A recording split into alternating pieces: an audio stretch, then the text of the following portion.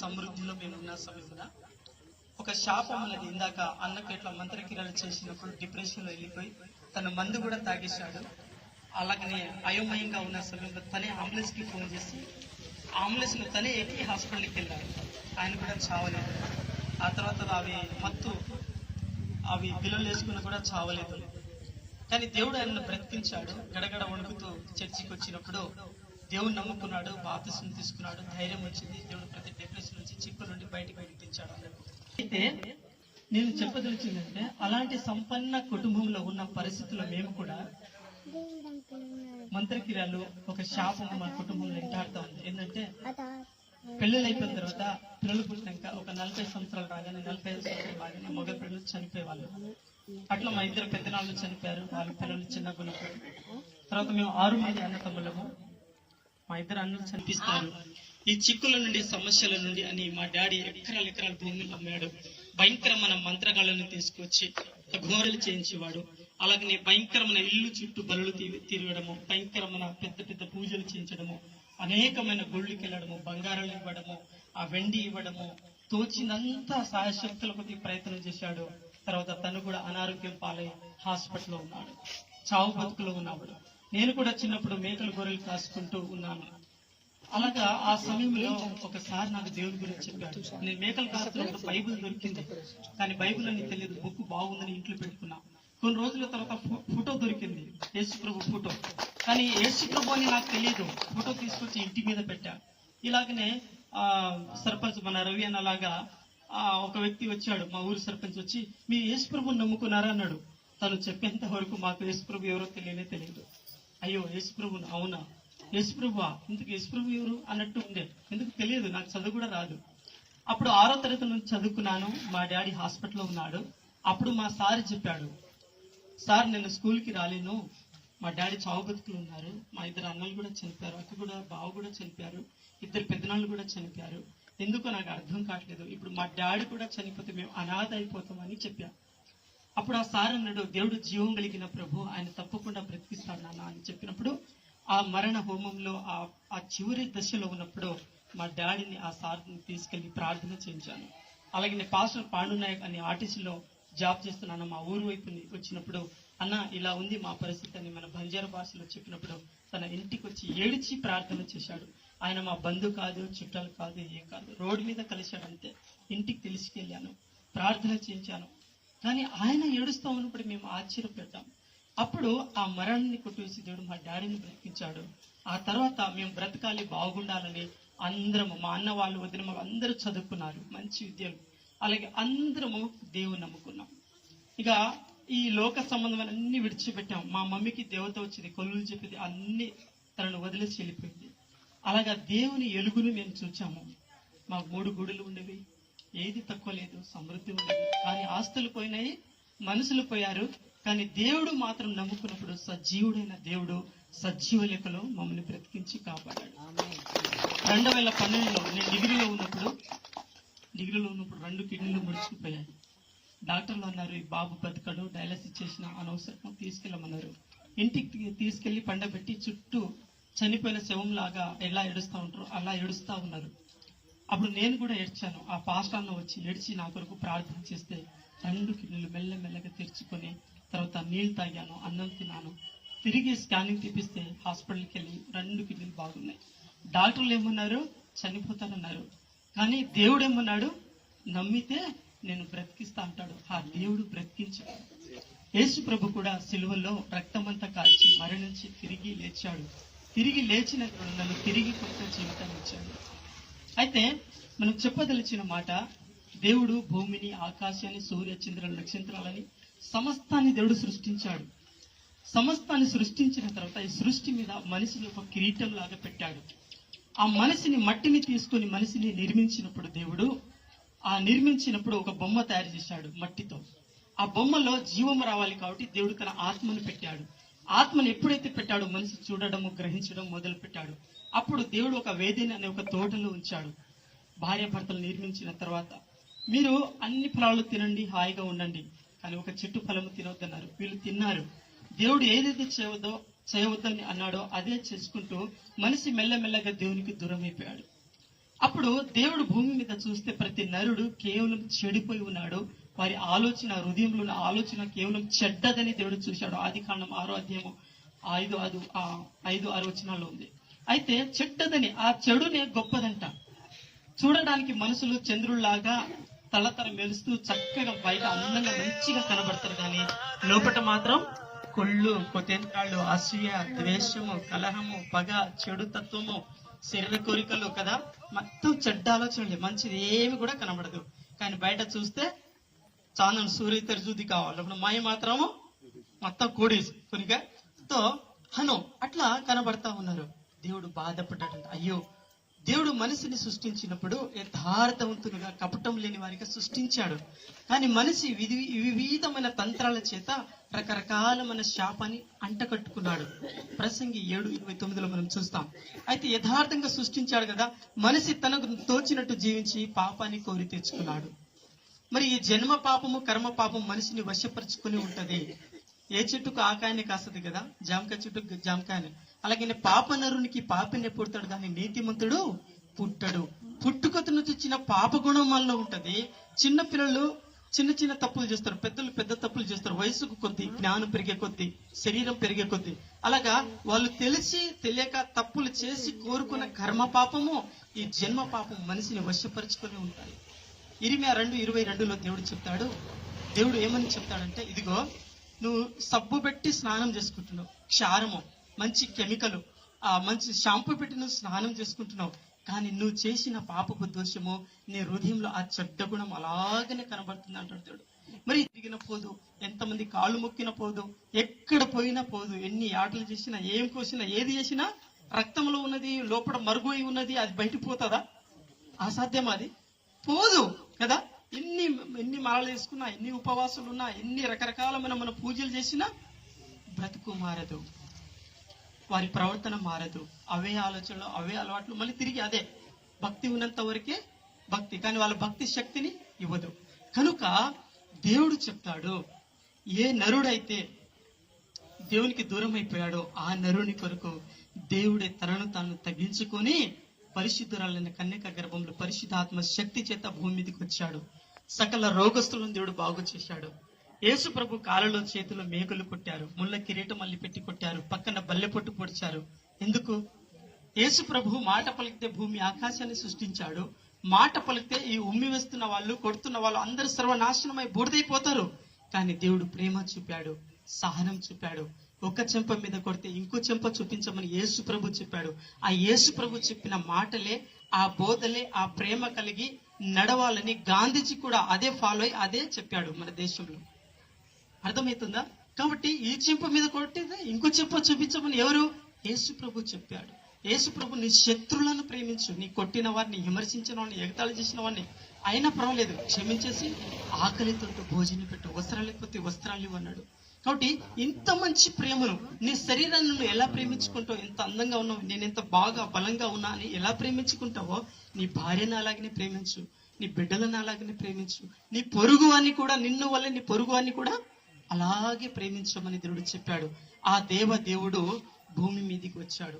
ఎందుకు వచ్చాడంటే, ఇప్పుడు నీకు ఒక కుమారుడు నీ మాట వినకుండా చెడిపోయి వెళ్ళిపోయాడు అనుకో, ఒక తండ్రిగా ఎంత బాధ ఉంటుంది. చేతికి వచ్చిన కుమారుడు మాట వినకుండా వెళ్ళిపోయాడే, తన జీవితం పాడు చేసుకుంటాడు, ఏం తింటున్నాడు, ఎలా తిరుగుతున్నాడు అని తండ్రికి కడుపు కోత, బాధ.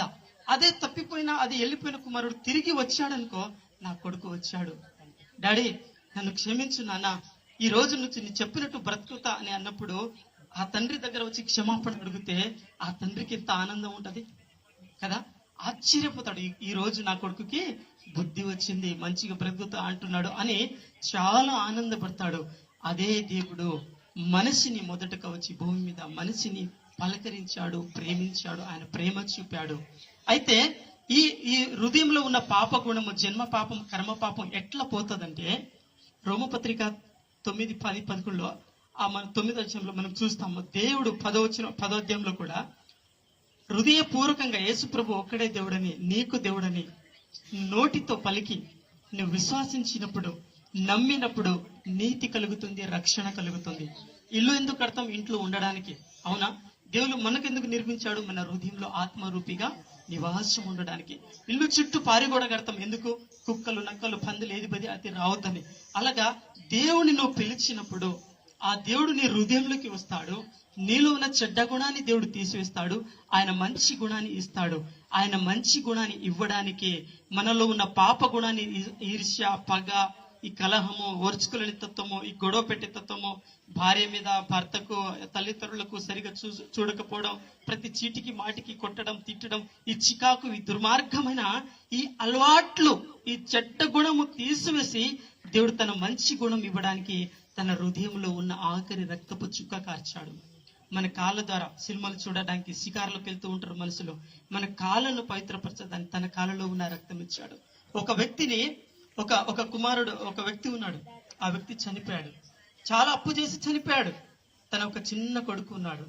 ఆ అప్పు అయినా, నీ డాడీ చాలా అప్పు చేసి వెళ్ళిపోయాడు, నువ్వు నా దగ్గర ఎట్టి పని చేసి జీతగాడుగా ఉండి అప్పులు తీర్చుకోవాలని అన్ని తీసుకెళ్తే తాత ఉన్నాడు. తాత చూడలేక తన జేబులో ఉన్న, పైన చుక్కలో ఉన్న డబ్బులు ఇచ్చాడు. ఆస్తి అంతా అమ్మి ఇచ్చాడు. అప్పుడు ఆ అప్పు తీరిపోయింది. అప్పుడు ఆ కుమారుడు నుంచి, ఆ దాసత్వం నుంచి మనోడిని బయటికి తీసుకొచ్చాడు. యేసు ప్రభు కూడా తన కాళ్ళలో, చేతుల్లో, గుండెలో ఉన్న రక్తం అంతా ఇచ్చినాడు. ఎందుకు?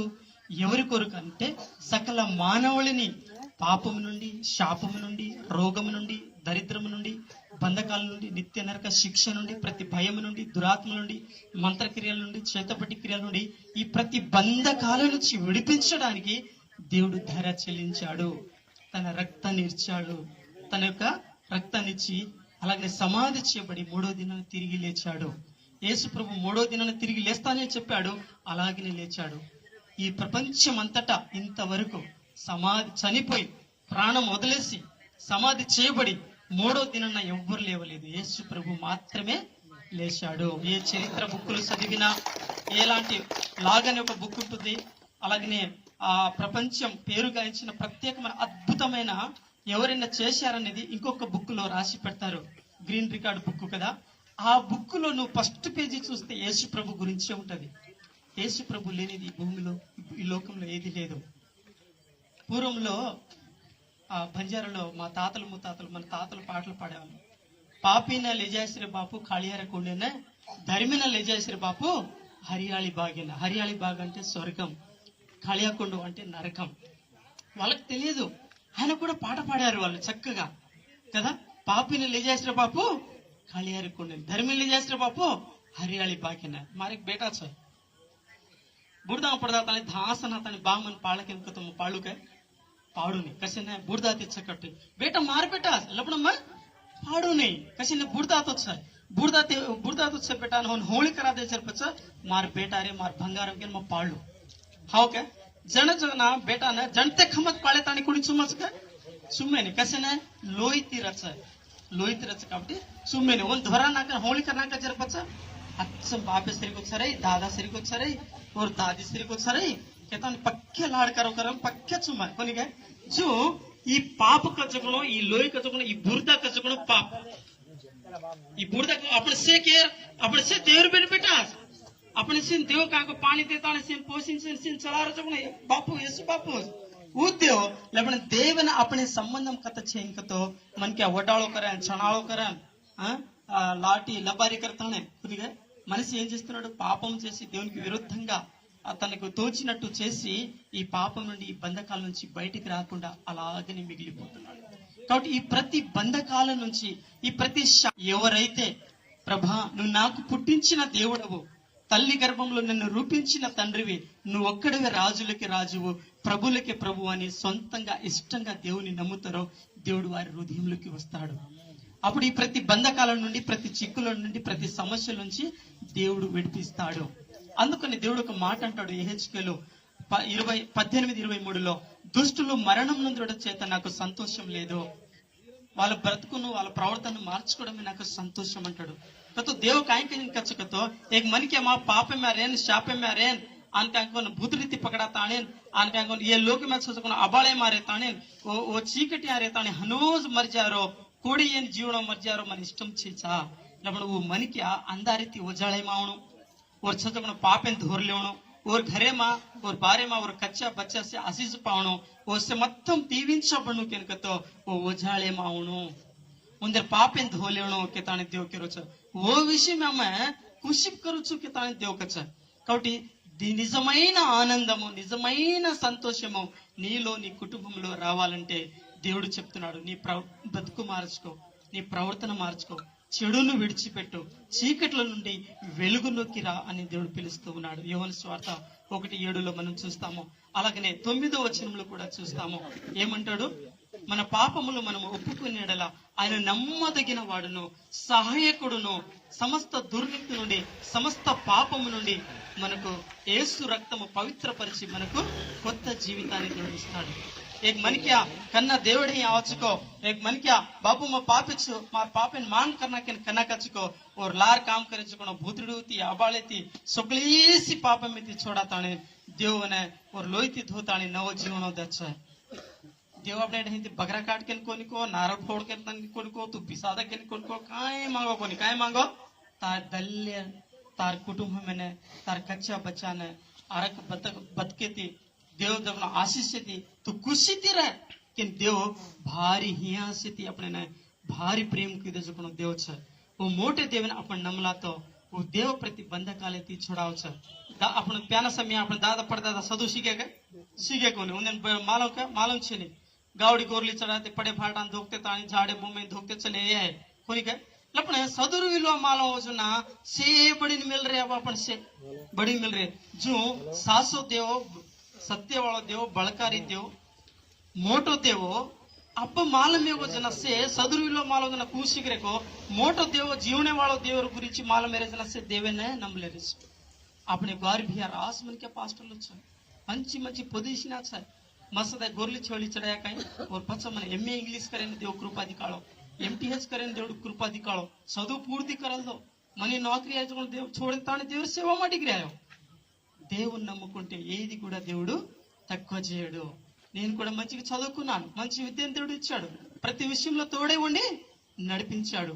అయితే మా కుటుంబంలో ఓ భయంకరమైన శాపము మరణ తాండ ఒకరి తర్వాత ఒకరు చనిపోయాల్సిన పరిస్థితి. మేమే పూజారులం మేమే నాయకులము మా మమ్మీనే పూజారి మా డాడీనే పూజారి వాళ్ళు ఉపవాసం ఉండి లేస్తే కానీ నాతోని కూడా చిన్నప్పుడు మొత్తం పూజలు చెప్పించేవారు.